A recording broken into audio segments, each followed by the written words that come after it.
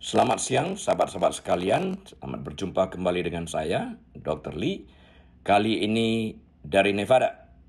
Nah, hari ini saya ingin membahas sebuah topik tentang memberi makan pada perilaku buruk atau feeding bad behavior. Nah, memberi makan perilaku buruk baik pada manusia maupun hewan umumnya dapat memperkuat tindakan yang tidak inginkan.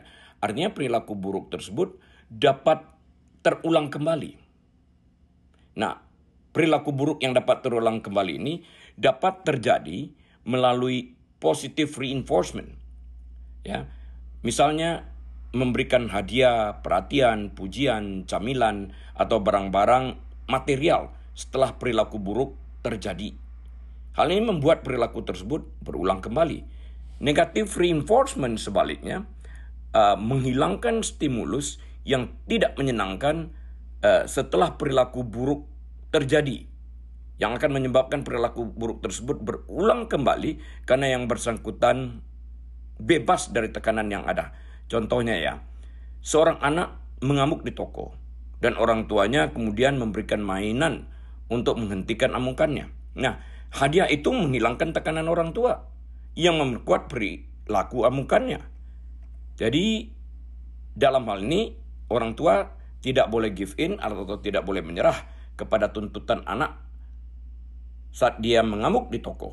Ya, skenario yang berikutnya apa yang dapat terjadi adalah misalnya anak-anak mengamuk dan orang tua menyerah saat anak mengamuk di toko misalnya. Hal tersebut akan mengajarkan bahwa amukan adalah cara yang sangat efektif untuk mendapatkan apa yang mereka inginkan. Atau mereka whining, merengek misalnya gitu ya. Rengekan tersebut jika ditanggapi oleh orang tua ya akan memperkuat tabiat rengekan anak sebagai cara untuk mendapatkan perhatian. Atau mereka bersifat agresi. Jika perilaku agresif yang mereka tampilkan membuat anak mendapatkan keinginannya, maka kita memberikan sebuah dorongan bagi anak tersebut untuk cenderung bersikap agresif di masa yang akan datang. Hewan pun demikian, sikap mengemis. Misalnya kita langsung memberikan makan dari meja, dari piring kita kepada hewan peliharaan kita, anjing, kucing. Hal ini akan mendorong sikap mengemis daripada binatang tersebut sehingga setiap jam makan atau mereka melihat kita makan, mereka akan duduk atau bahkan meloncat untuk ikut makan di dalam hal ini. Ya, bukan berarti kita tidak dapat memberikan makanan sisa, dapat. Hanya saja kita harus membawa makanan sisa tersebut dari piring kita ke tempat yang lain agar tidak diperhatikan oleh hewan peliharaan tersebut dan kemudian memindahkannya ke dalam piring tempat biasa yang kita berikan kepada hewan peliharaan tersebut. Jadi piring mereka, bukan dari piring kita langsung, ya, tanpa mereka lihat. Nah, biasanya kita akan memberikan di Amerika paling tidak kita akan memberikan makanan-makanan khusus yang telah disiapkan untuk binatang peliharaan tersebut. Anjing ada makanan khusus untuk anjing, kucing ada makanan khusus untuk kucing, kelinci ada makanan khusus untuk kelinci dan sebagainya. Nah, jika hewan peliharaan tersebut melompat, anjing suka sekali. Jika anjing melompat ke orang untuk demi mendapatkan perhatian dan kemudian anjing tersebut dielus-elus, maka anjing tersebut akan mengulangi tabiatnya tersebut. Bahkan ketika tamu datang pun dia akan melompat.